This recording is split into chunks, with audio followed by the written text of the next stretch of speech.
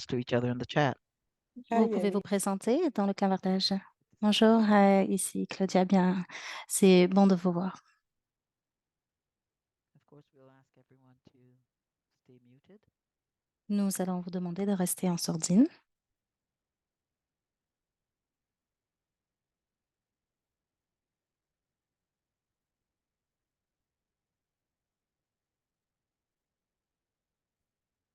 Introduce yourselves to each other in the chat while we. Vous pouvez vous présenter les uns aux autres dans la boîte de clavardage, en attendant que nos collègues et amis nous rejoignent.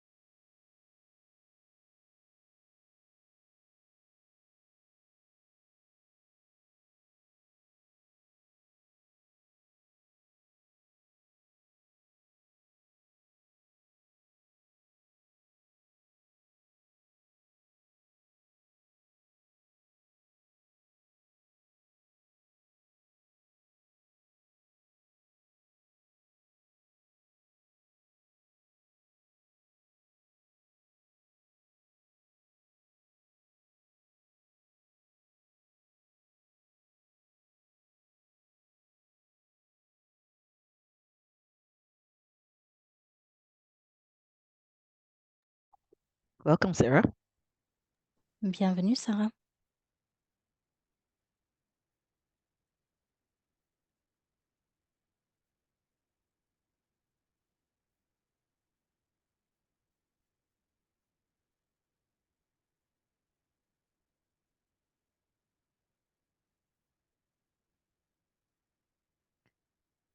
Okay, Très let's bien. begin.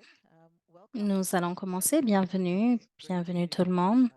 see so many of you C'est in bon de here today voir autant de to personnes gather présentes to ici be part of qui this sont intéressées conversation et qui ont on envie de faire partie de immigration, race, cette conversation importante sur la migration, citizenship, la and race, le bien-être des enfants we have et la you citoyenneté. as C'est une conversation extrêmement importante I que nous introduce devons you today. avoir Before I go on and on, I just want to avant inform you of the de, facets. So we do de a little bit of commencer. housekeeping, and J'aimerais mentionner quelques éléments de logistique, puis nous allons commencer. Adèle, la parole est à vous.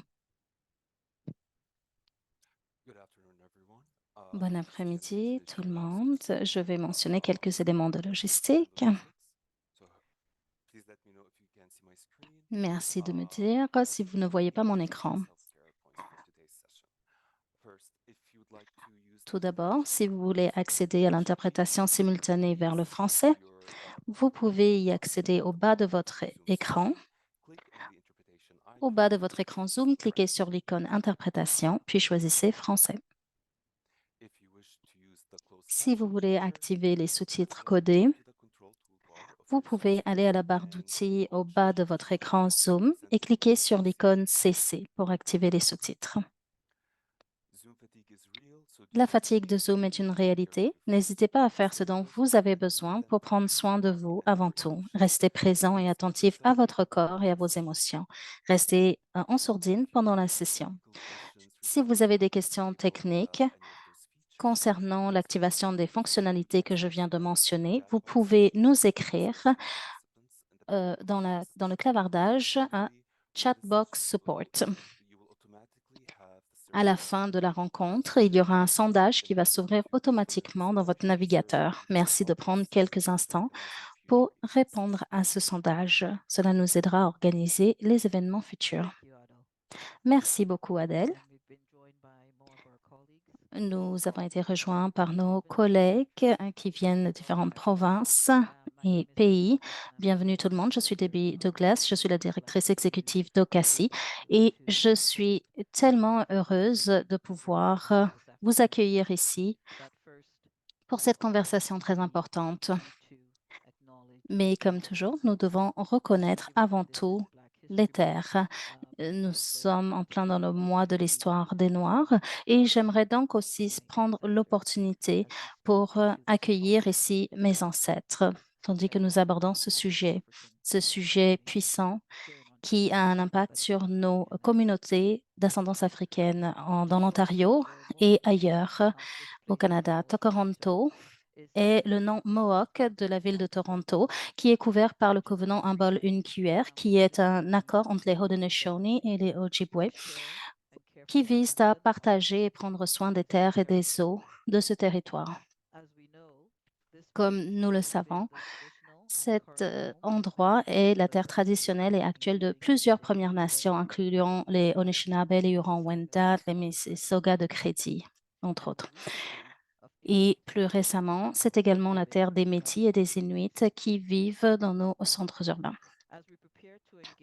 Tandis que nous nous préparons à nous engager dans cette discussion, nous voulons reconnaître les manifestations de racisme anti-noir et tandis que nous abordons ce sujet de la migration, de la race, de la protection de l'enfance et droit à la citoyenneté. Nous savons qu'ici en Ontario, il y a une histoire très longue des enfants arrachés à leur famille, notamment les enfants d'ascendance africaine qui sont surreprésentés dans le système de protection à l'enfance dans la ville de Toronto. Chez OCACI, nous sommes engagés pour fournir des opportunités dans notre secteur pour apprendre sur les Premières Nations et les obstacles auxquels ils font face, notamment dans le cadre du colonialisme. Comme je l'ai mentionné, il s'agit ici d'une conversation qui arrive en temps opportun. Certains d'entre vous le savent, il y a beaucoup d'organisations qui sont, pour certaines, représentées ici aujourd'hui. Ces organisations ont mis au cœur de leurs actions ces enfants qui viennent au Canada en étant jeunes et qui se retrouvent dans le système de protection de l'enfance. Souvent, ces jeunes immigrés n'ont pas beaucoup de soutien et se retrouvent confrontés au système carcéral. Ces enfants vont en prison, ces jeunes vont dans des centres de détention et se retrouvent ensuite menacés d'expulsion lorsqu'ils sortent. Cela ne devrait pas se produire et nous devons changer cela. Au sein de nos politiques publiques, il y a un projet de loi qui est promu par le sénateur Jaffer. Et nous savons qu'il y a d'autres personnes qui viennent au Canada pour y chercher refuge. L'immigration, le système d'immigration au Canada cherche à retirer le soutien et le statut d'immigrants à ces personnes. Nous devrions continuer à les soutenir. Le système d'immigration essaie de renvoyer ces personnes dans un endroit où ils ne sont pas en sécurité. Cela ne devrait pas se produire. Et aujourd'hui, nous avons un panel qui va aborder ces enjeux. À la fin de cette rencontre, nous allons vous demander de faire un plaidoyer et d'offrir également du soutien matériel à l'un de nos panélistes. Mais avant cela, j'ai l'honneur de vous présenter nos modérateurs. Tout d'abord, nous avons Temisan Boyou-Fanou, qui est avocate et consultante spécialiste en droit du travail, de la migration et droit de la personne. Avant d'entamer sa pratique comme consultante, Temisan a été commissaire à la section de la protection des réfugiés de la Commission de l'immigration et du statut de réfugié du Canada. Elle est actuellement professeure associée à la faculté de droit de l'Université Queen's, où elle enseigne un cours sur la protection des réfugiés et les services à la clientèle tenant compte des traumatismes. Temisan, la parole est à vous. Merci beaucoup, Debbie. Bienvenue tout le monde. Je suis Temisan C'est un honneur d'être ici et je vais être votre modératrice aujourd'hui. Un programme sur la migration, la race et la protection de l'enfance, ainsi que le droit à la citoyenneté. J'ai hâte d'entamer cette discussion et d'entendre ce que les panélistes ont à dire. En ce qui me concerne, selon mon expérience professionnelle, je suis souvent confrontée à ces enjeux de façon intersectionnelle. Je suis une ancienne membre du service de protection des réfugiés au Canada et j'ai beaucoup été confrontée à des cas de figure où des enfants n'étaient pas accompagnés, ces enfants avaient des documents qui avaient été forgés et qui étaient des faux. Et en ce moment, dans le cadre de mon travail, j'essaie d'aider le gouvernement et les décisionnaires politiques pour qu'on puisse s'assurer que les enfants puissent bénéficier du respect de leurs droits. Il y a notamment la Convention de l'Organisation internationale du travail et d'autres conventions qui entrent en jeu. Tout en nous voyant que les enfants sont soit explicitement exclus à cause du manque de statut ou implicitement lorsque les obstacles ne sont pas levés pour ces enfants et que leur vulnérabilité n'est pas reconnue dans le cadre des programmes. Lorsqu'on inclut d'autres obstacles tels que la race et l'expérience de migrants qui sont noirs ou d'ascendance africaine, c'est des enfants qui sont dans le système de protection de l'enfance, par exemple, tout cela engendre d'autres obstacles. C'est un thème important que nous allons aborder aujourd'hui. Nous avons 3 panélistes aujourd'hui et qui sont très expérimentés en ce qui concerne le caractère intersectionnel de cet enjeu. Ils vont pouvoir en parler d'expertise ou d'expérience. Je vais maintenant demander aux 3 panélistes de faire une courte présentation de leur position et de leur perspective sur le thème d'aujourd'hui. On va commencer avec Danette. Danette est avocate générale en fonction du Black Legal Action Center. Elle a étudié à l'école de droit Osgood Hall de l'Université York et elle pratique le droit depuis 2002. Elle a acquis une ample expérience juridique dans le système de clinique au sein du gouvernement provincial et dans le secteur privé. Merci d'être ici aujourd'hui, Danette. La parole est à vous. Merci beaucoup, Temi-san. Merci tout le monde d'être ici aujourd'hui. Ce qui est très important de savoir sur moi, c'est que mon travail, je ne le fais pas seulement en tant qu'avocate. Je suis moi-même immigrante. Ma famille est arrivée au Canada lorsque j'étais enfant. Cela nous a pris énormément de temps avant d'avoir un statut au Canada. Donc, j'ai une expérience de vie en ce qui concerne le système d'immigration canadien. Et je sais d'expérience que ce système n'aide pas les gens comme il se doit. Toutes les personnes qui sont en manque de statut, lorsque nous devions, par exemple, personnellement les renouveler pour les études ou le travail, je me rappelle qu'il y avait énormément de stress et d'anxiété et je me souviens de ce sentiment. Nous devions travailler, économiser pour pouvoir payer les frais associés à notre candidature. Je suis la première personne au sein de ma famille qui a fini ses études supérieures. Avant de rejoindre Black, j'étais active dans le droit de la famille. Et donc, la protection de l'enfance fait partie de mon domaine d'expertise.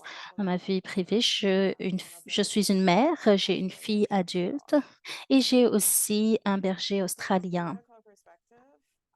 En ce qui concerne ma perspective politique, j'aime beaucoup la philosophie du Dr. Rodney et je pense qu'il est temps aujourd'hui de démanteler toutes ces structures de pensée impérialistes et colonialistes, toutes ces façons de penser qui ne nous aident pas et qui nous empêchent de contribuer pleinement à la société canadienne.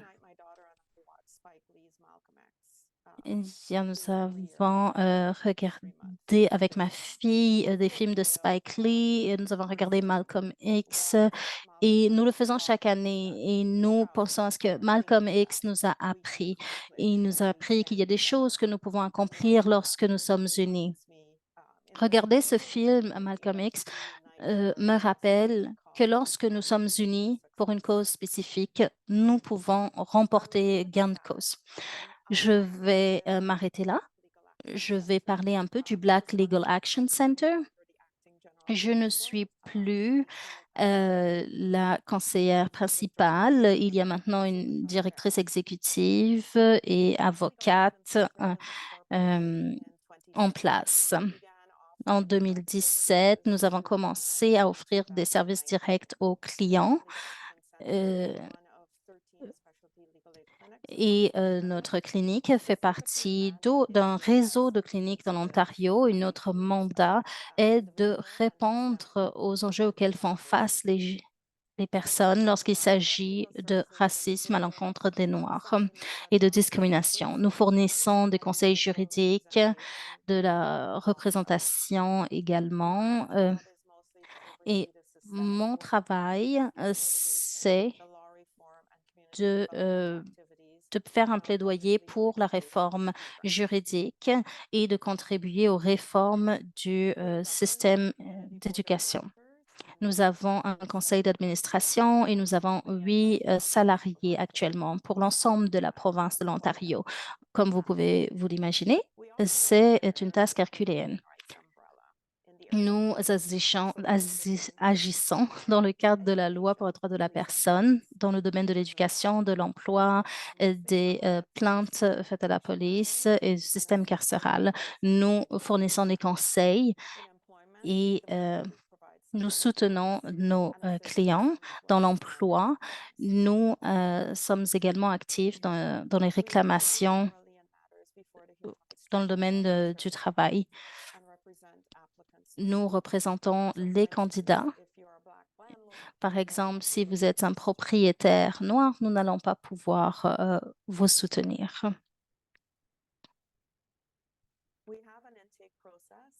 Nous avons un processus et d'ailleurs, je vous montrerai une copie de ma présentation qui a également les informations pour notre site Web. Nous pouvons vous accueillir par téléphone ou par courriel. Vous devez vous qualifier financièrement car nous sommes soutenus par l'aide juridique de l'Ontario. Il y a certaines exceptions, mais il y a en effet un processus à suivre et nous pouvons vous conseiller en la matière. La clinique Black est dirigée par des principes et des valeurs. L'objectif, c'est de soutenir les survivants et survivantes du système de protection de l'enfance, entre autres. Nous voulons mettre fin à l'expulsion des jeunes qui sont passés par le système de protection de l'enfance.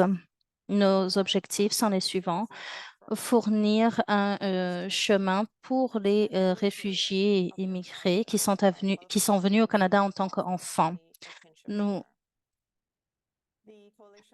La coalition de cliniques vise également à suspendre l'application des ordres d'expulsion à l'encontre de jeunes qui sont arrivés en tant qu'enfants au Canada et qui ont passé du temps dans le système de protection de l'enfance. La coalition a aussi mis en place une voie express d'accession à la résidence permanente pour ces enfants dans le cadre de la loi sur la protection des réfugiés. Nous avons également établi notre mandat parce qu'en 2020, la division de l'immigration du Conseil de l'immigration a mis en place des ordres d'expulsion pour plus de 600 personnes. C'est un nombre qui est effarant. Beaucoup de personnes qui devaient être expulsées étaient arrivées au Canada en tant qu'enfants et étaient passées par le système de protection de l'enfance. Les enfants n'ont pas réellement de choix. Lorsque leurs parents plutôt les emmènent dans un autre pays. Et moi, j'y ai fait face lorsque j'étais jeune et que mes parents ont décidé de déménager au Canada. L'État n'a pas répondu aux obligations et l'État avait l'obligation de fournir des soins et de l'orientation à ses enfants. L'État avait également l'obligation d'assurer la citoyenneté canadienne pour ces enfants. Dans ce domaine, il s'agit donc de responsabilités qui sont établies. L'État doit remplacer le rôle de parents dans ces cas de figure et prendre soin des enfants comme l'auraient fait les parents et prendre en compte le meilleur intérêt de l'enfant. Comment est-ce que le meilleur intérêt de l'enfant est pris en compte lorsqu'un enfant qui a vécu toute sa vie ou la majeure partie de sa vie au Canada doit être déporté dans un pays dans lequel il n'a jamais vécu? Nous avons souvent entendu ces histoires d'enfants qui sont arrivés au Canada à l'âge de 2 ans, qui se sont retrouvés dans le système de protection de l'enfance, puis dans le système juridique et carcéral et qui ensuite ont été expulsés et déportés dans un pays qu'ils ne connaissent pas. Comme Debbie l'a mentionné, il s'agit d'une double punition ici. Il y a des conséquences pénales, puis ces personnes sont déplacées de leur pays. Josh va mentionner cela, mais le racisme à l'encontre des Noirs dans le système de protection de l'enfance est quelque chose qui nous préoccupe énormément. Nous savons que les familles et enfants noirs sont surreprésentés dans le système de protection de l'enfance, surtout lorsqu'on voit leurs proportions dans la population générale. Nous voyons que les enfants noirs sont davantage envoyés dans le système de protection de l'enfance et ils seront donc plus souvent impactés par l'échec de leur demande de résidence permanente. Il faut noter qu'en ce moment, les jeunes qui se retrouvent dans le système de protection de l'enfance sont vulnérables et ont plus de risques de se retrouver dans le système carcéral. Lorsque des jeunes se retrouvent dans un foyer, par exemple, et qu'il manque un couvre-feu, un foyer peut appeler la police. Cela peut avoir des répercussions graves et l'enfant se retrouve avec un casier. Les jeunes noirs reçoivent des chefs d'accusation plus graves et passent plus de temps en centre de détention juvénile. La Commission des droits de la personne de l'Ontario a mené en place une étude concernant la surreprésentation des enfants noirs et autochtones dans le système de protection de l'enfance. Si vous n'avez pas lu l'étude, merci de le faire. C'est très instructif. On sait également que les services de police font du profilage racial. Il y a plus de questions de surveillance et la police pourrait inculper des personnes noires plus fréquemment. En ce moment, il y a un recours collectif à l'encontre des services de police de l'Ontario en ce qui concerne la confiscation des documents d'identité des individus arrêtés. Une fois que ces jeunes sont arrêtés, souvent il y a un manque de remise en liberté sous caution de ces jeunes. Le système canadien de remise en liberté sous caution doit être amélioré. Actuellement, le gouvernement de Trudeau ne l'a pas fait et c'est une préoccupation pour notre communauté. Les personnes noires auront aussi plus tendance à plaider coupables et ces personnes seront un plus haut risque d'être injustement inculpées et, et jugées coupables. Désolée, excusez-moi. Merci beaucoup, Danette. C'est très intéressant et on va entrer plus en détail lorsque nous allons passer à la première question. Je veux juste m'assurer que les autres participants ont aussi le temps de se présenter rapidement. No, no, nothing to apologize for. Thank you very much, Danette. So I'll quickly introduce our next panelist. Je vais maintenant présenter Josh, notre prochain panéliste. Josh est le chef de la direction de The Collective of Child Welfare Survivors. Il est un organisateur communautaire et survivant abolitionniste de la protection de l'enfance noire, allosexuelle, non conforme dans le genre, en situation de handicap. Et il a étudié à Osgoode Hall, à l'Université de York. Il détient un baccalauréat, une maîtrise en travail social de l'Université de Toronto. Merci Josh et allez-y, la parole est à vous. Merci beaucoup. Comme vous l'avez entendu, je suis Josh, mes pronoms sont il et iel. Je suis un survivant et donc j'ai interagi avec le système de protection de l'enfance très tôt dans ma vie. J'ai été placée dans ce système très tôt, moi-même et mes frères. Avons été confrontés à beaucoup de violence, puis nous avons été adoptés dans un foyer blanc. Et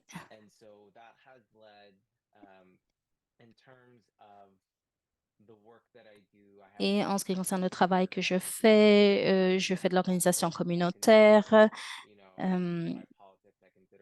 En ce qui concerne mes politiques, je me concerne,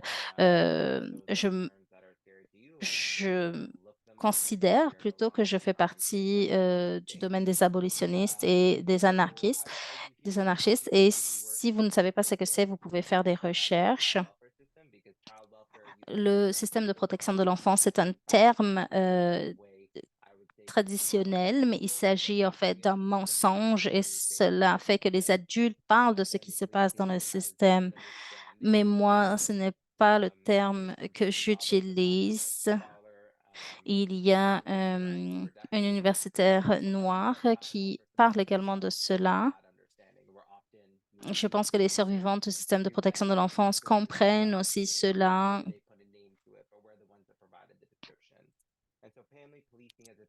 Donc, moi, j'utilise le terme family policing, le profilage familial, car il ne s'agit pas seulement d'un système de punition. Il y a plusieurs systèmes interreliés, le système éducatif, le système de protection de l'enfance, tout le système de logement, tous ces systèmes fonctionnent ensemble de la même façon. Et très jeune, je suis devenue l'ennemi public numéro un pour les systèmes de protection de l'enfance à Toronto. Grâce à mon travail communautaire et mes études, je pousse les gens à repenser ces termes. On parle en fait du système et du racisme à l'encontre des Noirs. On voit en fait qu'il y a d'autres disparités. Par exemple, dans le milieu du travail, les enfants, les jeunes noirs doivent faire certains travaux que les jeunes blancs n'ont pas à faire. Il y a des expériences particulières que moi-même et d'autres enfants noirs ont eu à vivre. Il y a toute une économie basée sur ces disparités. Par exemple, le fait de nous rassembler, de mettre en place des diagnostics pour les survivants du système de protection de l'enfance. On nous colle des étiquettes et puis il y a un moule particulier dans lequel on est placé pour obtenir plus de subventions, par exemple, pour ces travailleurs. Et, et une grande partie de mon travail universitaire est basée là-dessus. C'est important de lire les études qui sont en place pour qu'on puisse voir en fait ces conversations et de la surreprésentation des Noirs dans ces systèmes. Mais il faut transcender cela et avoir d'autres types de conversations également. Il faut aller plus loin. Donc, mon travail se base sur les survivants et survivantes noirs du système de protection de l'enfance.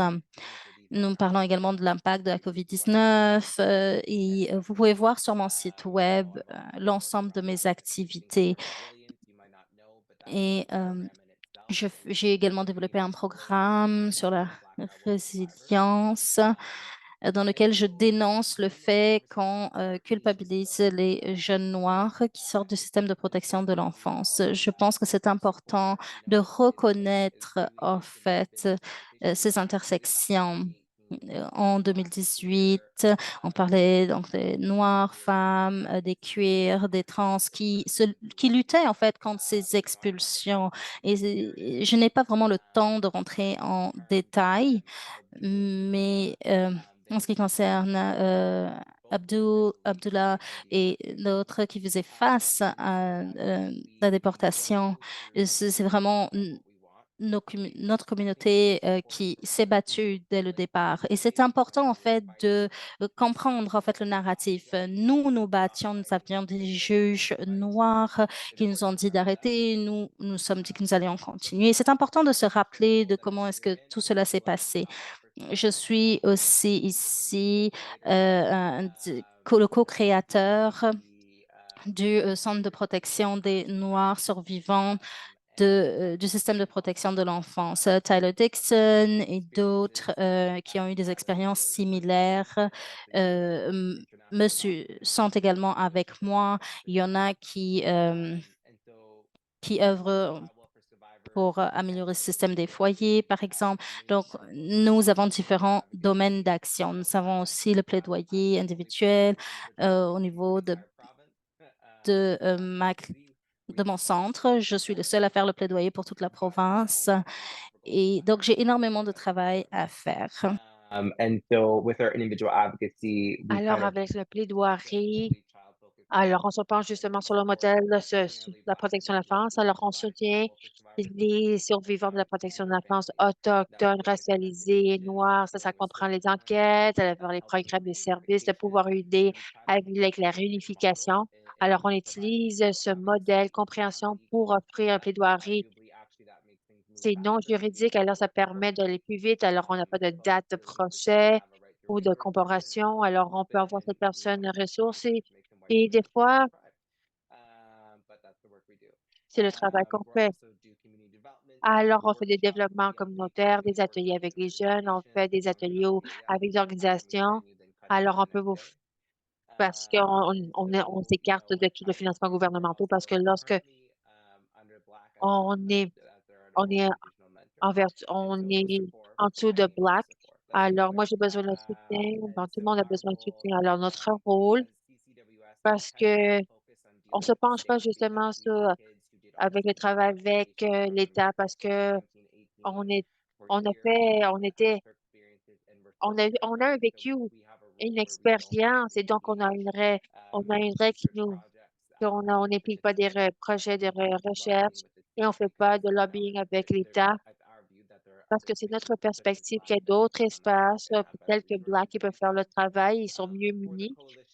Mais pour la coalition, on vise à nous assurer que les gens, qu'est-ce que justement les survivants, de prendre en compte leur expérience et le rôle qu'on peut jouer.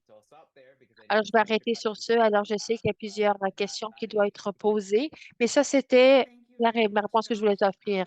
Merci And beaucoup, so now Josh. we'll go to Alors, our sur third ce, on panelist, va se tourner vers sa troisième panéliste, He is Abdullah. a Somali Abdullah, Black lui, c'est American un membre activist. somali He's et one of activiste. many Il est un des Somali plusieurs refugees that will be réfugiés facing de jeunes continuing Somalie qui fait face à detention by the Justice déportation Agency. par We are l'Agence des grateful services that he is frontaliers du here to Canada. On est share his fort story. reconnaissant qu'il est présent aujourd'hui Abdullah, pour nous if you'd like présenter to notre introduce histoire. yourself and Abdullah, share si your vous souhaitez vous perspective, présenter, please. vous Thank partager you. vos perspectives vis-à-vis le sujet d'aujourd'hui. Hi, good afternoon, everybody. My Bonjour name is tous et Abdullah toutes, je Idrisi. m'appelle Abdullah. I am one of the Somali Je youth. suis un I'm an des jeunes activist for the Somalis. Somali Je youth. suis un activiste pour I've been les jeunes doing this Somalis. job of activist for the last 4 years. Ça I fait came déjà as a victim 4 ans of que je also mène ce travail 400 d'activiste. plus Somali youth Et alors, j'ai detained plus de 400 jeunes 2018 Somalis facing deportation from qui font face à CPSA. déportation de la part de l'Agence des services frontaliers du Canada. 99% of Et those youth 99% de ces before they got jeunes, this deportation avant status,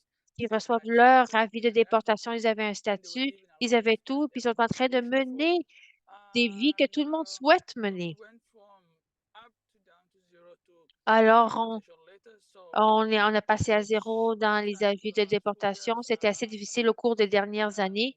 For the last 3 weeks, Et au cours des it dernières has 3 been the semaines, worst 3 weeks that c'était we les had in pires this country. So semaines que j'ai vécues au sein de ce I'm really pays. happy to share my story Alors, je suis ravie de pouvoir partager mon histoire et l'histoire des jeunes et comment Black est en train de le représenter et les différentes problématiques auxquelles ils font face. Et j'ai hâte à pouvoir partager les narratifs de ces jeunes et c'est vraiment de pouvoir élever leur voix pour que les gouvernements et toute autre personne peuvent leur entendre. Thank you very much, Abdullah. Merci beaucoup, Abdullah. Et j'aimerais vous remercier tous les panélistes pour leur présentation. Alors, la première question, si vous me permettez, Abdullah, j'aimerais revenir à vous. Pour donner le coup d'envoi à cette discussion, on aimerait voir justement que les immigrants noirs et africains, ainsi que les migrants, les jeunes noirs et africains, ceux-là qui sont justement qui arrivent au Canada en tant que demandeurs d'asile, font face à plusieurs différents défis de placement. Alors, vous avez parlé des expériences de ceux et celles de vos communautés, ceux et celles que vous avez représentés, puis votre propre expérience. Et vous pourrez vous parler différentes barrières auxquelles les migrants et les enfants immigrants africains et noirs auxquels ils doivent faire face dans le système d'immigration qui est en place. De qu'est-ce que je retiens du système d'immigration? Je suis arrivée au ce pays il y a 8 ans déjà. Lorsque je suis arrivée à ce pays, c'était un voyage prometteur. Alors donc, je suis arrivée, tout, il y a la primauté du droit, tout le monde est traité de manière équitable. Mais lorsque j'étais arrivée, j'ai vu vraiment l'autre côté de la monnaie. Alors, par exemple, les communautés auxquelles je viens, c'est une communauté somalie. Alors, lorsque j'avais vu ou rencontré plusieurs jeunes qui sont nés dans ce pays, et je croyais que, que les jeunes qui vivaient ici vivaient leur meilleure vie. Mais lorsque je suis arrivée ici, c'était un moment choquant pour moi. C'était fort révélateur. Par exemple, ma tante, elle a eu 6 enfants. De ces 6, elle a seulement un enfant présentement. 3 de ses enfants seront retrouvés dans la violence des gangs. Chez nous, on comprend que le Canada est un pays sécuritaire, c'est la meilleure place pour élever ses enfants et tout le monde souhaite vivre ici. Mais qu'est-ce qui s'est passé ici? Alors, 3 de ses enfants ont été tués suite à une violence gang, puis il y en a deux se retrouvent pris en prison pour une violence qu'ils ont commise lorsqu'ils étaient ados. Lorsque je vois cela et je vois des histoires semblables qui se retrouvent au sein des communautés somalies et africaines, on partage tout le même récit. Lorsqu'on parle aux gens et qu'on commence d'aborder ce sujet, on comprend qu'est-ce qui se passe, c'est choquant. La notion ou la conjoncture qu'on comprend diffère grandement. Je ne sais pas comment on a cette perception, mais cette perception n'est pas vraie. Alors, par exemple, j'étais impliquée dans une affaire d'Abdul. Et Abdul est arrivé assez jeune. Il était, il est- il était pris par le gouvernement et placé dans la protection de l'enfance. Il se retrouvait dans le système judiciaire. Et lorsqu'il est envoyé en prison, ils n'ont pas d'envoyer de documents. Et lorsqu'il a été remis en liberté, ils ont simplement envoyé un avis de déportation. Lorsque vous voyez cela, vous avez cet enfant, vous vous comprenez pas le pays où vous le renvoyez. Vous l'avez eu ici comme enfant, c'est un ado, maintenant c'est un adulte, et vous voulez l'enlever de ce pays. Vous voulez l'envoyer de la prison, puis le déporter, c'est complètement injuste. Tous ces éléments, j'ai su lorsque l'affaire comprend tellement de jeunes Somaliens. Je ne sais pas comment le gouvernement fonctionne. I don't know how Je ne sais pas many exact comment system they use. le Like, système qu'ils ont en place nowadays, 400 youth fonctionne. Comment que came at 400 one jeunes, place, and we just want to deport them. on veut We don't simplement les know déporter. what led into this issue On veut that pas we want to deport them. on veut pas We just want comprendre qu'est-ce qui est like mené à ces for them déportations. it's like deporting someone. But to C'est, us, pour eux, c'est simplement l'acte de young youth, déportation, mais pour most of nous, them are on parle de educated. nos I jeunes. tell you La my story plupart about sont my éduqués. children. Je partage We leur came here histoire, leur as a class, vécu. we went to Lorsqu'on school, est arrivé ici, on est allé à high school, l'école, on a terminé les college, études and my son secondaires, goes to college. And l'université. then Moi, j'ai terminé les études universitaires.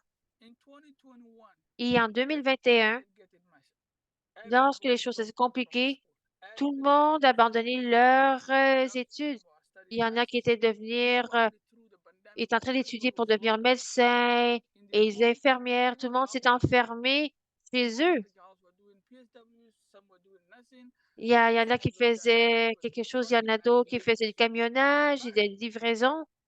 Mais we did everything that we could do to help the communities. When it was our une time, fois qu'on avait it was terminé like, d'aider la oh, communauté, let's deport them. They made on this, nous a dit de that, nous and envoyer, it's like de nous we should déporter. ask one question. Le gouvernement devrait How poser come une question. 400 from one Comment community essaie-t-il de end 400 up individus in d'une one place? communauté Like they et don't une have to affaire answer that question because the moment à they mener à cela? Ils sincerely ne se posent ask pas ces that questions. question Lorsqu'ils vont se poser themselves ces and do the questions investigation, et they mener will une know enquête, the reality.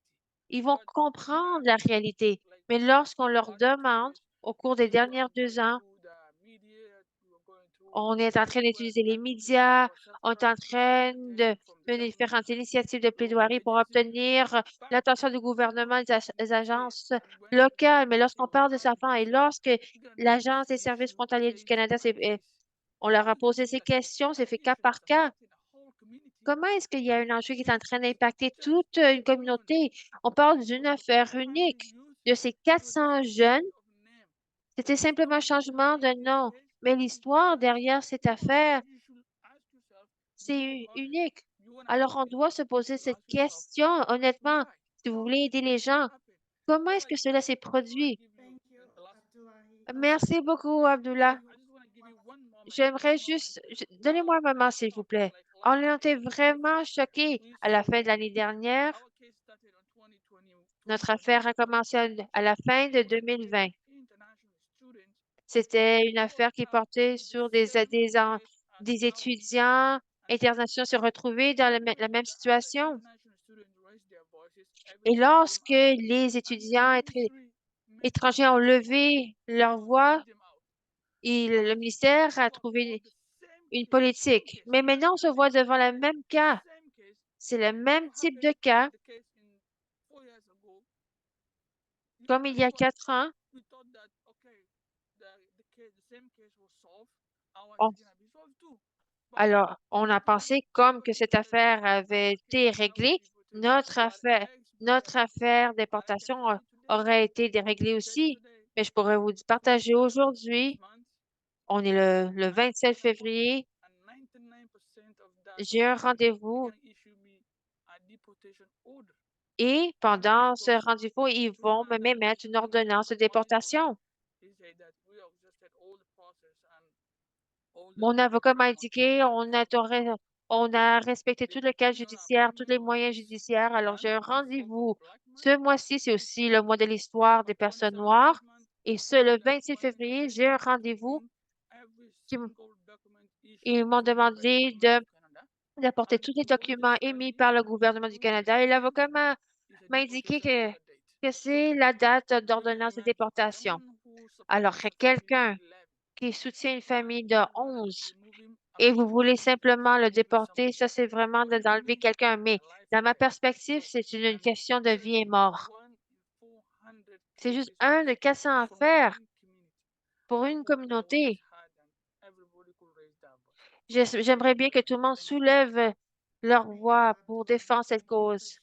Merci beaucoup, Abdullah, d'avoir partagé cette histoire et d'avoir souligné cette histoire de Abdoulaye et d'autres individus au sein de votre communauté. Je pense que ça met de l'avant l'impact réel que cela, c'est pas simplement du libellé sur une page, on parle de vie, des vies qui sont complètement perturbées.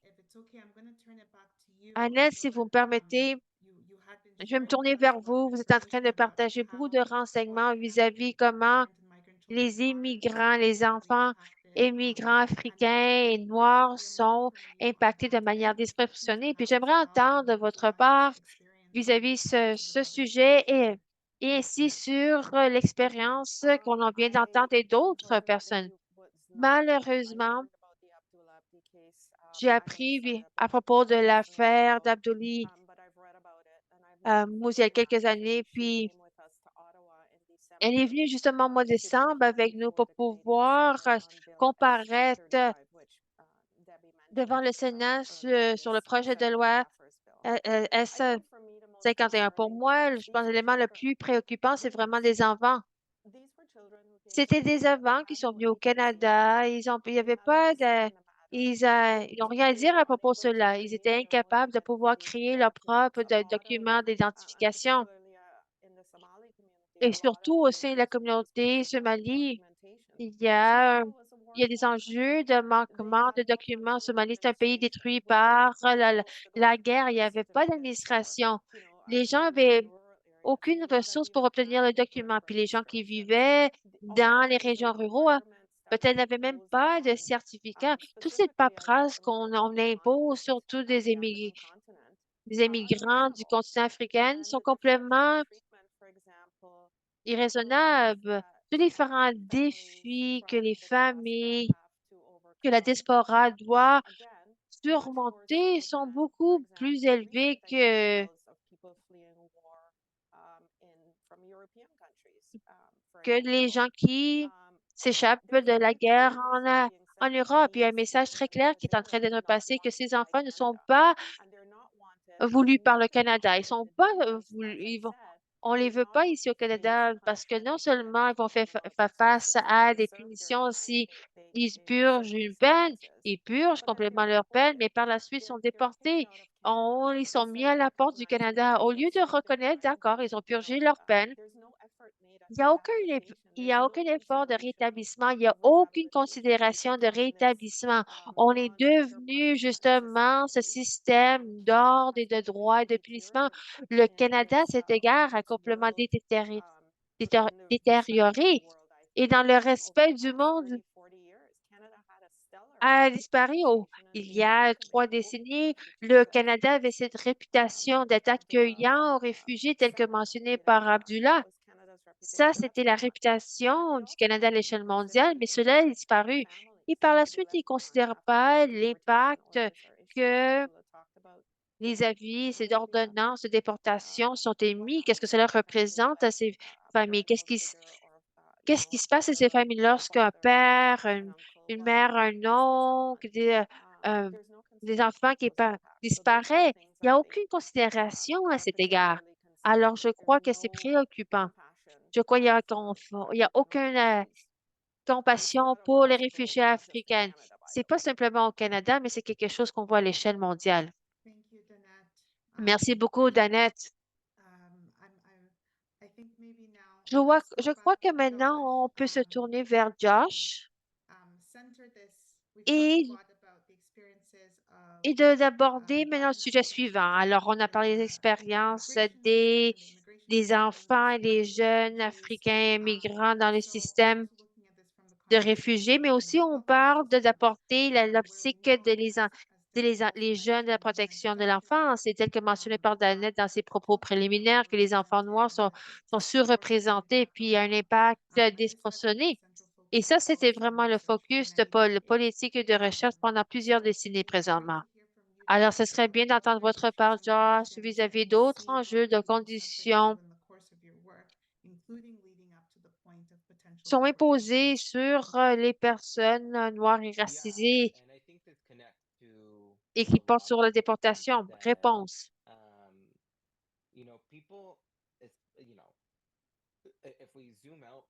Si on prend un pas en arrière, on doit se rappeler, la plupart des enfants sont ici à cause de qu'est-ce que le Canada est en train de faire dans d'autres administrations, que ça passe sur les exploitations minières, notre militaire, c'est ça, ou le financement de militaires, que par exemple, qu'est-ce qui se passe en Palestine. Alors, la plupart de ces enfants sont ici ou ces familles sont ici à cause que justement de l'implication du Canada dans d'autres administrations.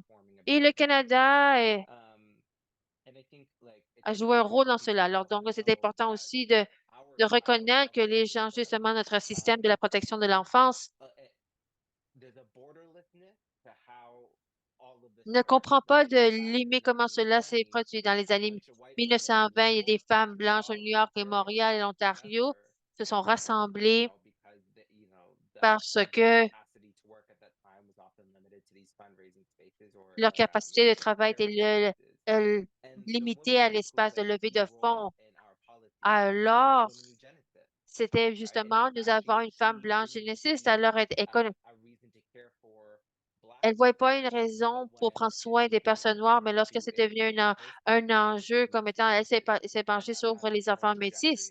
Et ça démontre la trajectoire dans le système. Lorsqu'on va à le présent, il est important que les gens comprennent que les gens travaillent dans le système de protection de l'enfance au niveau captueur d'esclaves. Les gens vont penser que ces travailleurs et travailleuses ne mentent pas.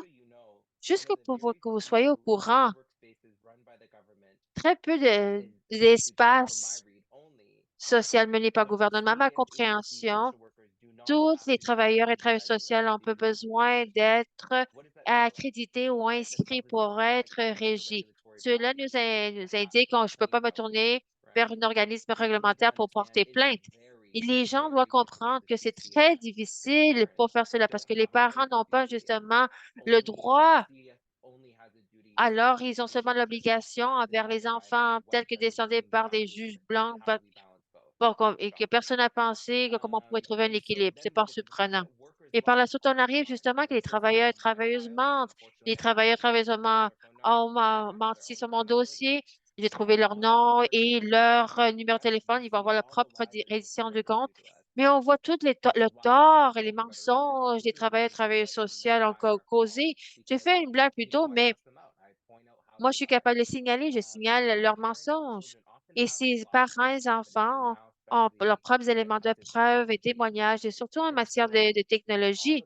Alors, avec tous ces éléments de preuve, même avec tout cela, lorsque je suis en train de défendre les familles, on doit se rappeler que ces jeunes sont en train de vivre. Et je vais commencer justement avec les familles d'accueil, la manière dont les familles sont ciblées parce qu'on parle justement d'expliquer vraiment les conditions de ces lieux. C'est des prisons et qui travaillent au sein de ces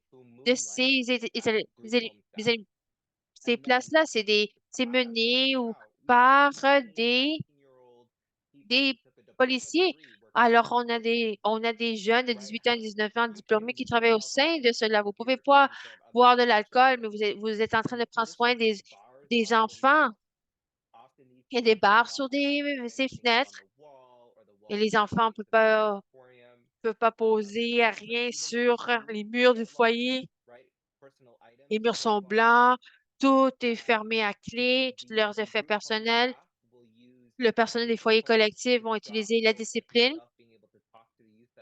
pour empêcher les jeunes qu'on soutient. Alors, ils vont dire, par exemple, ah, cette personne a agi incorrectement, alors vous ne pouvez pas le parler. On parle justement des jeunes qui sont enfermés pendant des heures. Mais ça, il y a juste le contexte des foyers collectifs et les familles d'accueil. Alors, les enfants sont traités, et ça, c'est ce que j'ai vu à travers ma propre recherche. C'est pas du fait qu'on a appelé la police. Les enfants sont traités comme des gens incarcérés le moment qu'ils se retrouvent dans ces espaces.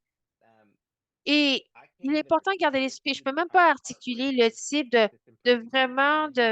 peine que ce système crée. Alors, vous avez besoin de pouvoir traiter toute cette peine, la manière dont les gens veulent vraiment traiter ou essayer de traiter votre chagrin ou cette peine.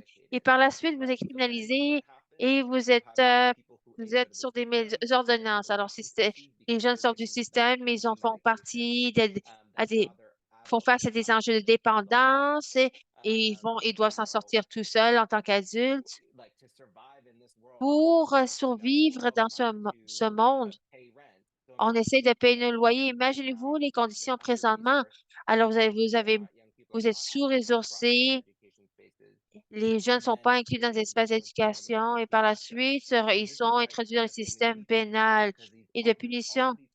Il y a toutes ces différentes conditions qui sont en train de travailler côte à côte. Alors, lorsqu'on arrive à la stade de déportation, tous ces éléments, lorsque vous regardez et examinez les décisions, ces centres de traitement pour les jeunes se présentent. Pourquoi vos enfants apparaissent dans ces déportations? Je pensais que vous devez traiter ces enfants. Et je crois que c'est un élément important à retenir. Et l'autre élément de décorriger pour vous démontrer la violence que ce système produit, parce qu'Abdouli m'a dit, a appris qu'elle était déportée parce que justement son partenaire dans la prison a lu la feuille, il a expliqué par la suite, justement, il y avait ce coloc avait son numéro de téléphone. Bon, alors, si ce jeune se retrouve en prison, est en train de naviguer cela, mais en effet, vous avez besoin de faire face à cette ordonnance de déportation. Et les travailleurs et travailleuses n'ont aucune inquiétude de faire le travail. On doit arrêter de penser que les travailleurs et travailleuses font preuve de bonne foi. Merci beaucoup, Josh.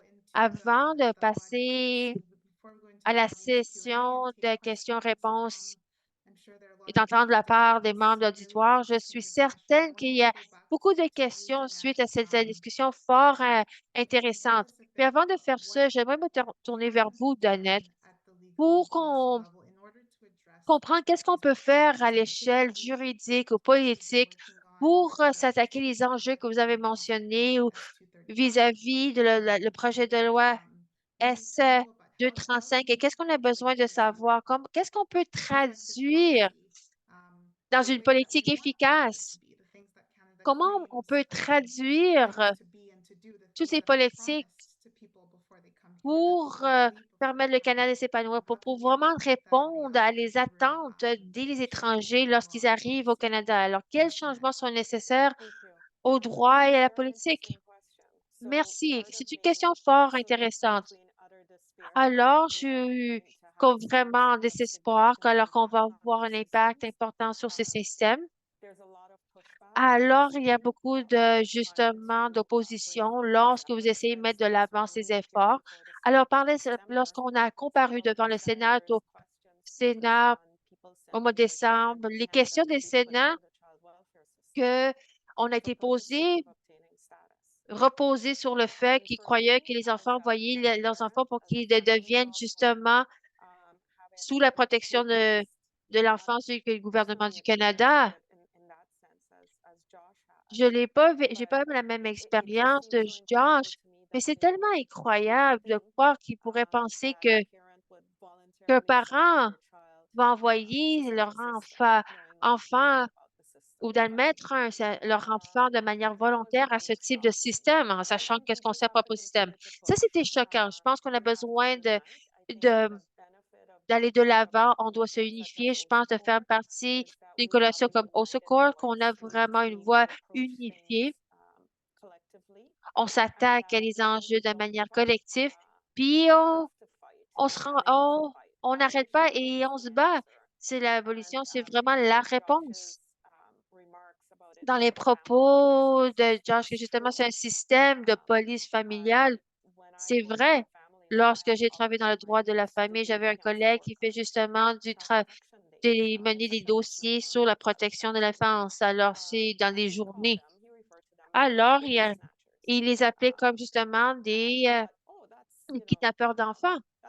Mais ça, mais il le voyait tous les jours dans ses travaux, les gens qui travaillent dans ces systèmes, ils se retrouvent avec vraiment cette fatigue.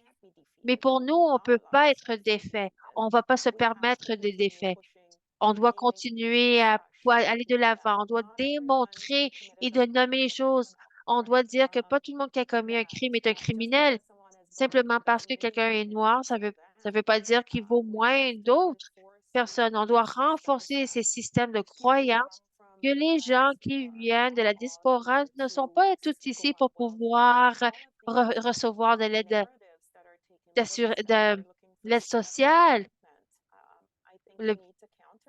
On doit contrer ces notions, puis on commence à le faire de manière unifiée.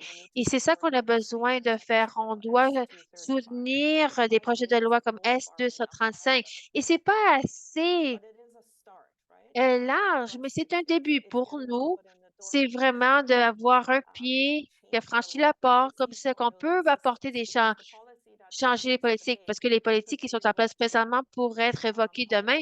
Les politiques nous aident pas. On vit dans un monde et dans un système qui dépend sur la précédence, un système juridique qui dépend sur la précédence. Alors, pour nous, c'est de convaincre les gens que les choses doivent changer de manière importante. Et juste à temps que ce changement se produise, on ne doit pas arrêter pour ne pas perdre espoir. On doit continuer à mener la lutte. Merci.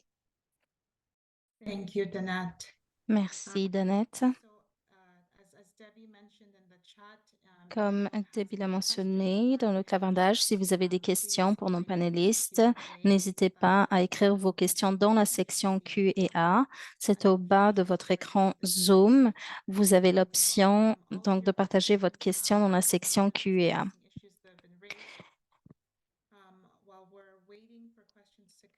Tandis qu'on attend l'arrivée des questions, j'aimerais maintenant redonner la parole à Abdullah. Partagez avec nous votre perspective concernant la question que je viens de poser à Danette.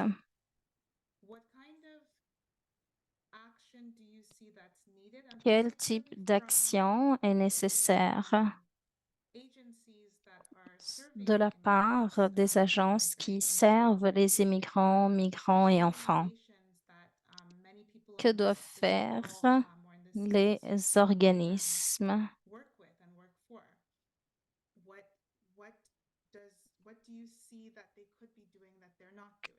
Que pourraient faire ces agences qu'elles ne sont pas déjà en train de faire? Quels sont les types de soutien additionnels qui peuvent être fournis? Qu'est-ce que ces agences pourraient faire qu'elles n'ont pas encore identifié? De quoi ont besoin les enfants et les personnes de vos communautés? Abdullah, Well, thanks for asking that. merci pour cette question. I think we need to do some few things to solve this issue. Je pense que nous devons agir pour One, I think résoudre there should be ce problème. always constant pushing Je for pense qu'il faut reform of the system. constamment pousser pour qu'il y ait des réformes du système, que ce soit dans l'éducation, au niveau du système de protection de l'enfance ou autre. Il faudrait faire le plaidoyer constant pour des réformes. Ensuite, je pense qu'il faudrait qu'il y ait plus de représentation dans le système canadien. Who are on, what do you call the immigrants? La majorité des immigrants Immigrants are people who are coming from outside the country. viennent de And différents people who are pays. serving them are not the people who Et are les gens qui servent ces immigrants ne sont pas toujours des immigrants. Ce sont des personnes qui sont nées ici. people who own the system. So Ce sont des personnes qui profitent du système. representation Donc, je pense qu'il faut accroître leur représentation au sein du système canadien, que ce soit en matière d'immigration, du système de protection de l'enfance. Il faut promouvoir la représentation des immigrants et des personnes qui viennent dans ce pays. I'm Somali. Let's say, for Je suis somalien. at the board of directors of Et imaginons que je sois membre du conseil d'administration de l'ASFC et quelque chose qui se produit à l'encontre de ma communauté. Ce qui m'arrive en ce moment arrive à un membre de ma communauté, par exemple. Si moi je suis à la table de discussion, moi je ne permettrai pas que cela se produise. also the person who will think Et to do unfair la personne will qui voudra créer du tort à ma communauté verra que je suis là et cette personne n'agira pas. Donc, lorsqu'il y a plus de représentation à la table de discussion, il y a du changement qui peut avoir lieu. also a very crucial issue because all these issues that is happening Tous ces problèmes ont été générés par des politiques existantes. Par exemple, si on dénonce un enjeu, ils ne vont même pas débattre avec vous. Ils vont juste sortir un fichier et dire, vous faites partie de cette catégorie, donc je dois appeler telle agence ou telle personne. Donc, tout le monde nous dit simplement, c'est la loi, c'est ce que dit la loi, mais en fait, nous ne savons pas ce que c'est la loi, nous n'avons pas créé ces lois, nous n'avons pas approuvé ces lois, et pourtant, nous sommes gouvernés par ces lois, ainsi que nos communautés. Donc, en tant que défenseur pour l'amélioration du système d'immigration et le système de protection de l'enfance, nous devrions toujours mener le plaidoyer pour qu'il y ait des réformes qui soient menées au sein du système. Je ne sais pas comment cela va se produire, mais je pense aussi que tout ce qui se passe dans ce pays tourne autour de la politique. Si c'est possible, je pense que les organismes et les agences devraient promouvoir la représentation et promouvoir l'intérêt des immigrants. Ces agences devraient travailler dans l'intérêt des immigrants sans violer la loi. Le système qui est en place actuellement n'est pas un système que je connais. Moi, quand je suis arrivée ici, je ne connaissais pas le système. Et donc, je pense que les agences devraient sensibiliser les immigrants à ce propos et nous devrions aussi dire aux élus qu'ils doivent travailler pour nous. Vous avez parlé du projet de loi qui se trouve au Sénat actuellement. C'est un bon point de départ. Mais il faudrait que les élus génèrent encore plus de projets de loi et nous devrions les exhorter à faire cela. Surtout lorsqu'il s'agit de politiques qui ont des répercussions sur la vie des immigrants. Je pense que des réformes de politique et du système seront essentielles. C'est ma perspective. Merci beaucoup, Abdullah. Je vois qu'il y a une question qui est dans la section Q&A ou Q&R.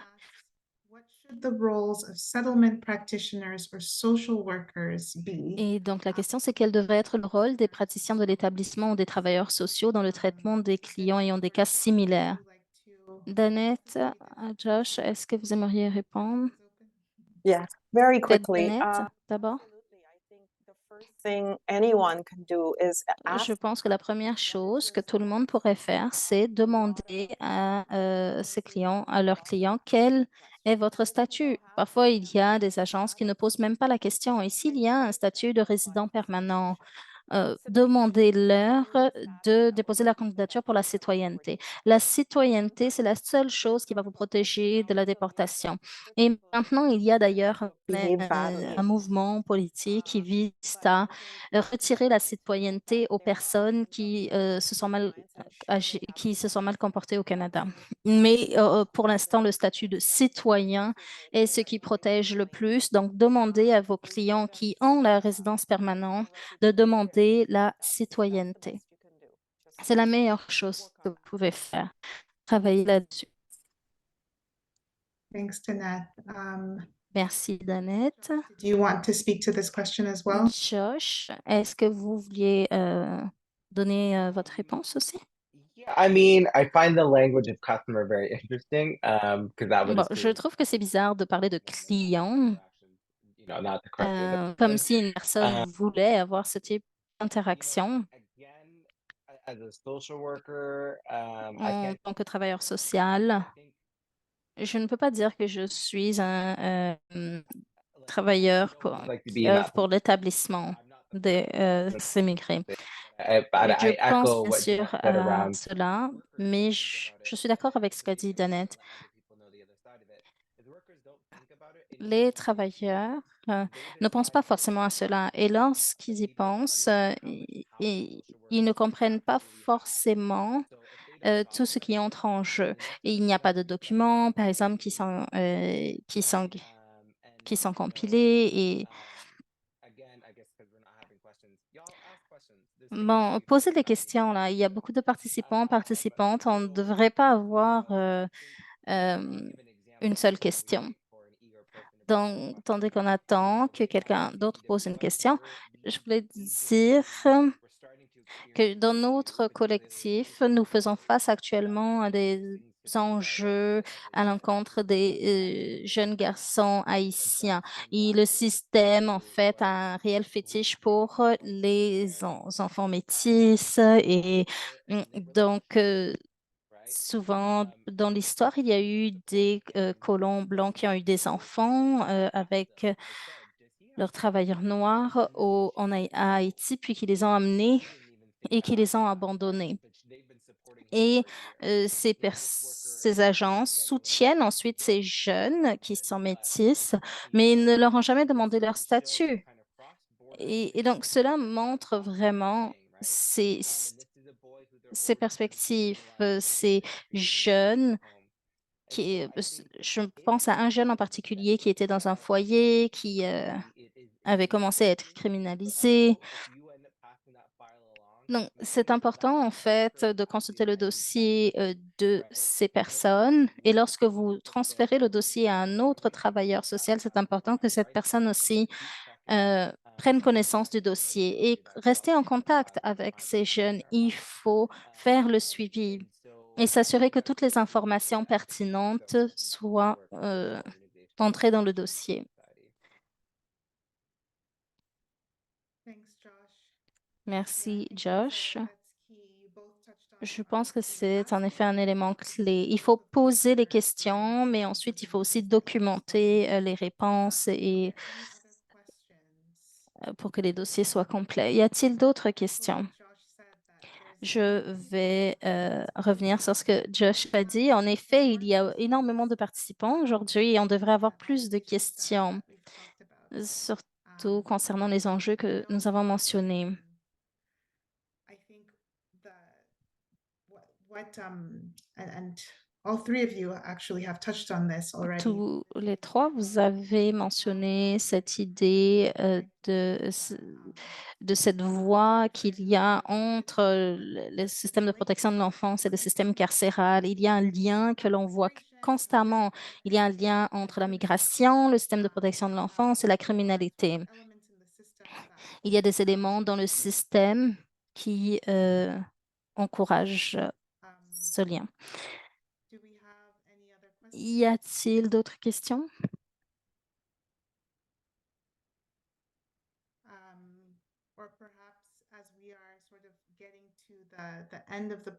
Nous en arrivons à la fin du programme.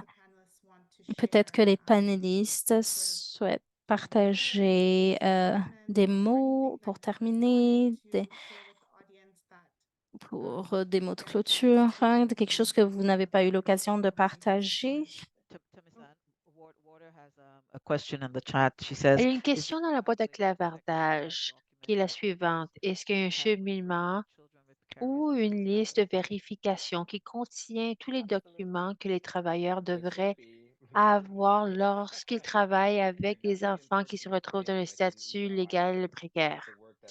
Ils devraient, mais malheureusement, lorsqu'on est en train de voir tout, de lire toutes ces normes, mais lorsqu'on parle des enjeux qui portent sur l'immigration et du fait que justement qu'une lettre d'immigration indépendante, justement, de la ASFC, sont en train de vraiment de séparer la notion d'immigration de leurs pratiques au quotidien, alors même le système en ligne qui se demande, disons, cette preuve de citoyenneté, un formulaire qui doit être complété. Mais cela ne fait pas partie justement de système archaïque. Merci, Josh, d'avoir mentionné le centre d'excellence que qu'on met en place pour pouvoir soutenir les mineurs non accompagnés, alors avant qu'ils soient placés. Alors, c'est la question qu'on leur demandait, c'est quelles listes qui sont disponibles et comment on pourrait répliquer ces listes pour les agences au sein dans le secteur pour les familles, pour leur aider à obtenir le soutien lorsqu'ils essayent à s'établir ici. Merci beaucoup d'avoir soulevé cela. Je vais aussi mentionner un petit peu vis-à-vis la politique en matière d'immigration et réfugiés qui est en place. Vous devrez être au courant de cette politique. Alors, c'est en vigueur seulement juste au le 27 janvier, juste à janvier 2027. Alors, ça commence ce mois-ci, ça peut être revoqué à tout moment. Alors, si vous avez des clients qui satisfait l'exigence pour avoir accès à la RP, c'est juste une voie d'accès à la citoyenneté. Je vous invite à visiter le site web. Je vais vous partager quelques points. Alors, l'enfant ou la femme aurait dû entrer au pays avant l'âge de 19 ans. Alors, c'est devoir être un enfant qui répond à la définition d'enfant juridique. Alors, ils doivent au Canada dans l'ordre de la demande, puis ils doivent résider de manière continue au-delà de 19 ans. Alors, s'ils étaient dans la garde d'un système de protection de l'enfance, seraient aidés pendant le soin pendant 1 an de manière cumulative. Alors, on sait que les enfants sortent du système de protection de l'enfance. Alors, ça, c'est le ministre qui nous a fait faire sur ce point-là. Idéalement, ce ne serait pas important, mais c'est important pour le ministre. Alors, ça, c'est un point important à retenir. Il y a les seules exceptions où vous allez pouvoir aller de l'avant, c'est le voie d'accès. Si vous avez commis des infractions graves. Alors, si vous êtes un membre du crime organisé, si vous avez partie ou membre d'une organisation terroriste, alors, à voir qu'est-ce que cela veut dire, ou si vous êtes assujetti à une condition de santé qui encombrait davantage le système de santé canadien. Alors, j'invite à regarder ces politiques. C'est en vigueur juste au janvier 2027.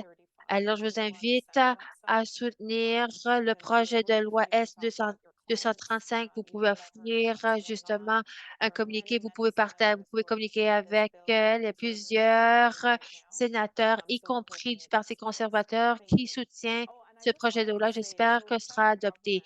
J'aimerais aussi ajouter que le gouvernement fédéral a entrepris certains engagements pour lutter contre le racisme et notamment le racisme anti-noir. Alors, renforcer des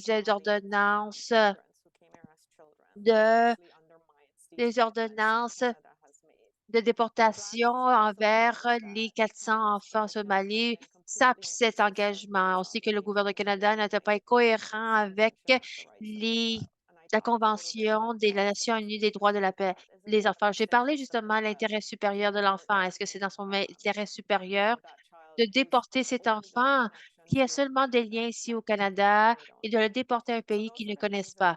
Alors, ça, c'est différents éléments qu'on doit aborder. S'il vous plaît, appuyer le projet de loi S 235. On a besoin de la loi. Les politiques, c'est temporaire. Ils peuvent être revoqués. Merci beaucoup. Merci beaucoup, Danette. Alors, on a deux autres questions qui viennent d'être posées. Alors, une question porte justement s'il y a la collaboration entre les agences ou des documents normalisés entre les agences. Je vois que Debbie a offert une réponse dans la boîte de clavardage. Mais je ne sais pas si nos panélistes pourraient parler de qu'est-ce qui existe et qu'est-ce qui devrait exister. Il y a une autre question justement si les travailleurs d'établissement visitent les enfants dans les foyers collectifs et si cela pourrait aider. Tel que mentionné par Debbie dans la boîte de clavardage, il n'y a pas de collaboration interagence. Alors, il y a un système en ligne qui existe qui, et qui présente plusieurs défis. Mais si la question pose sur différentes collaborations entre les agences parce que chaque agence peut avoir leur propre politique. Lorsque, par exemple, l'Association ontarienne a leurs propres normes, ça dépend des ressources qui sont mises à disposition. Alors, il y a beaucoup des financements en vertu du gouvernement Ford, mais par exemple, je pourrais avoir un enfant à Toronto, mais par exemple, un travailleur qui se retrouve à Londres et je dois appeler les deux, appeler les deux, puis par la suite, je dois me lutter contre les deux. Mais pour la question qui porte sur les travailleurs d'établissement, alors les enfants que nous avons accueillis, alors les travailleurs sont au courant qu'ils doivent travailler pour obtenir la citoyenneté, mais les enfants ont droit justement à certaines ressources. Ça fait partie dans le TWVSA, mais malheureusement, c'est que les parents, que les enfants sont au courant des services que ça représente, son propre défi. Mais une fois que cet enfant est octroyé une personne ressource, cette personne doit se rendre disponible, que ce soit en présentiel ou en ligne, pour assurer l'intérêt supérieur de l'enfant. Et à ce point-ci, un élément que j'aimerais noter, qu'il y a beaucoup de littérature qui porte sur l'intérêt supérieur de l'enfant. Ce n'est pas une notion juridique qui découle des communautés autochtones noires. Il y a problématique, c'est un langage, il y a un libellé qui est utilisé, mais je vous invite, parce qu'on parle comment on peut refaçonner l'engagement avec les familles. Je pense que de lire cette littérature, c'est fort utile pour comprendre les différents enjeux systémiques et de voir comment on peut entamer une approche qui Thank you diffère very much, collectivement. Josh. Merci beaucoup, Josh. As we are getting towards the end Alors, of on the s'apprête à program, terminer le programme I just d'aujourd'hui. want to Je voulais sur say ce a big thank you to our de three remercier panelists nos trois for panélistes the rich insights from the pour discussion cette belle and for really sort of discussion breaking et down how réflexion, pour things vraiment work de in décortiquer les ways that choses um, fonctionnent sort of shielded by the system et sometimes. la So manière thank you dont very les much for choses sont that. protégées Thank you par to le the système. audience for your J'aimerais aussi participation, your remercier les membres questions, and your auditoire comments in pour the vos chat. questions, vos So commentaires dans I'm la going to boîte de hand it back clavardage. over to Alors, Debbie sur now ce, je vais to céder la parole. close Debbie, us out for the pour nous presentation. offrir un mot de clôture. Merci beaucoup. Thank you so much. J'aimerais And vous remercier, Tamisine, Josh, Abdullah et Janet pour cette belle discussion fructueuse. Nous, et on a tellement de travail, de plaidoirie à faire dans ce domaine. Vous avez entendu de la part d'Abdullah de la déportation que lui et d'autres font face à. Il y a une lettre qu'on vous a envoyée au ministre de l'Immigration, le ministre Miller, avec le premier ministre en CC. Je pense que voici, on vient juste de partager le lien dans la boîte de clavardage. Vous pouvez la personnaliser pour refléter votre organisation, mais on vous invite de signer cette lettre parce que pour arrêter cette déportation, on l'a fait avec Abdoulaye Abdi, on l'a fait avec d'autres. On doit arrêter cette déportation. C'est une double punition. C'est double pire. Alors, je vous encourage à vous tous sur cet appel. S'il vous plaît, signez cette lettre, l'envoyez-le au ministre. Je sais que ça se peut que vous avez besoin de vérifier avec le leadership de votre organisation. Je vous encourage à tous les membres de CASI que c'est une lettre qui vient de CASI et qu'on demande à nos membres de signer, d'envoyer cette lettre et aussi de le partager avec vos membres. On va aussi vous envoyer un appel de soutien. Plusieurs des 40 jeunes ou plus qui font face à la déportation. Ils sont en train de faire face à des frais juridiques assez dispendieux. Ils n'ont pas accès à l'aide juridique et même lorsqu'ils ont l'aide juridique, c'est pas assez. Alors, il se peut qu'on va lancer un appel de soutien pour soutenir Abdullah et d'autres de la façon que vous pouvez. J'aimerais vous remercier à nouveau. J'aimerais remercier le personnel d'Ocassi et j'aimerais remercier tout le secteur de s'impliquer dans cette discussion fort importante. Je vous souhaite une excellente fin de journée. Merci beaucoup.